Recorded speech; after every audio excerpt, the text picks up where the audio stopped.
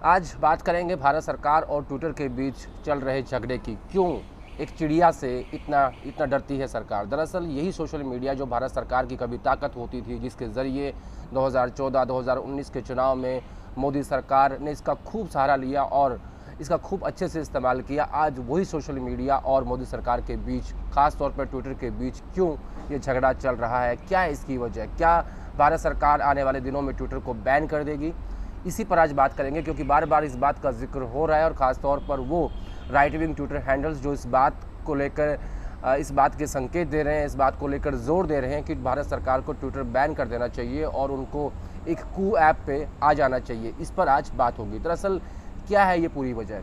ये शुरू होता है कि जब एक टूल किट बनाई गई थी, जिसे संबित पात्रा ने, जो भाजपा के प्रवक्ता है, उसके ऊपर प्रेस कॉन्फ्रेंस की और उसके बाद उसके ऊपर 3 दिन तक हिंदुस्तान की मीडिया ने डिबेट किया। उसकी शिकायत जब कांग्रेस पार्टी ने ट्विटर से की तो उसे मैनिपुलेटेड मीडिया में डाल दिया गया, यानी उसे फर्जी पाया गया। तब से लेकर अब तक ट्विटर के बीच झगड़ा चल रहा है। दिल्ली पुलिस की स्पेशल सेल ने उनके गुड़गांव के ऑफिस में रेड भी की थी, लेकिन क्योंकि कोरोना चल रहा है इसलिए पिछले 1 साल से उनके ऑफिस में कोई भी नहीं आया।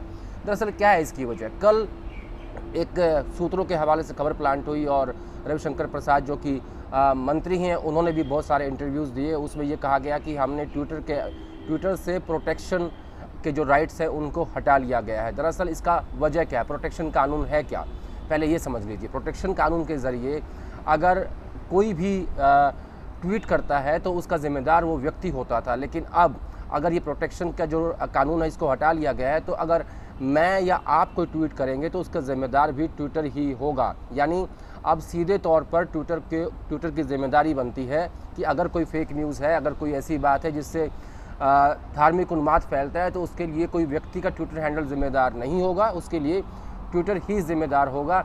ये है प्रोटेक्शन कानून का मतलब। यानी अब सीधे सीधे ट्विटर को सरकार ने कटघरे में खड़ा कर दिया है। अब सवाल उठता है कि क्या भारत सरकार ट्विटर को बैन कर देगी। इसकी कई सारी वजह हैं कि बैन क्यों नहीं कर सकती।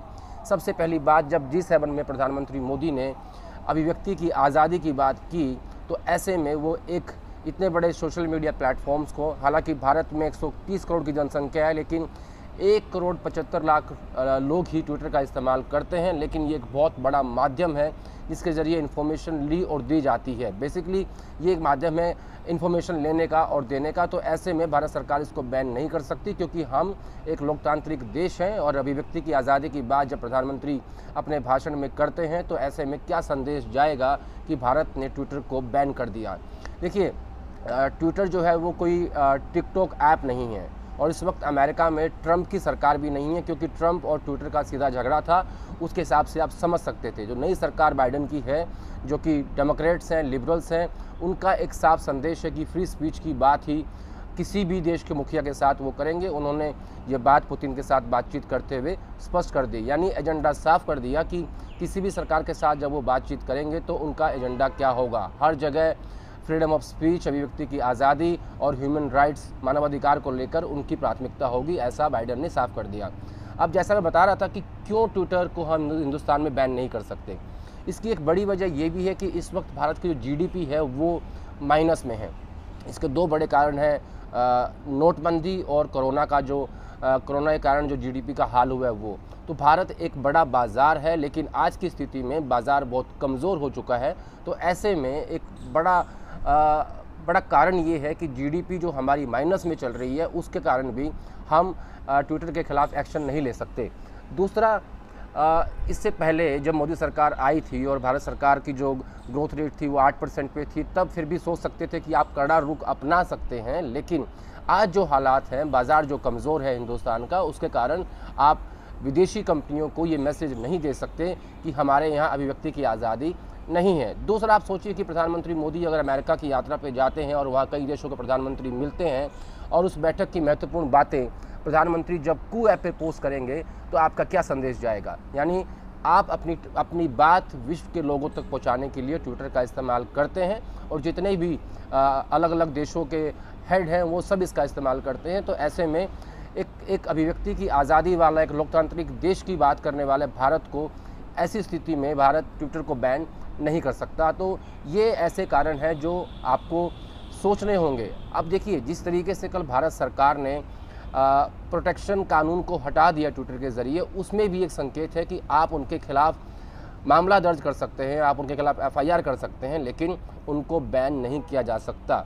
इसकी शुरुआत हुई परसों, जब गाज़ियाबाद में एक वीडियो सामने आया है एक बुज़ुर्ग का, जो कि जिसे एक सांप्रदायिक रूप दे दिया गया। उसके बाद यूपी सरकार ने जिन लोगों ने ट्वीट्स किए उनके खिलाफ और ट्विटर के खिलाफ भी एफआईआर दर्ज कर दी है। यानी विंडिक्टिव सरकार ज़रूर है ट्विटर को लेकर, लेकिन कहीं भी ये संकेत नहीं है कि वो उसको बैन कर सके, क्योंकि भारत का एक जो संदेश है वो खराब जाएगा, क्योंकि भारत एक लोकतांत्रिक देश है और आप अपने आप को नाइजीरिया और चीन के साथ खड़ा कर लेंगे कि हमारे यहाँ अभिव्यक्ति की आज़ादी नहीं है। तो एक विश्व में संदेश देने के लिए भी एक बड़ा कारण है कि आप एक अपने आप को लोकतांत्रिक देश दिखाएं, इसलिए भी आप ट्विटर को हिंदुस्तान में बैन नहीं कर सकते।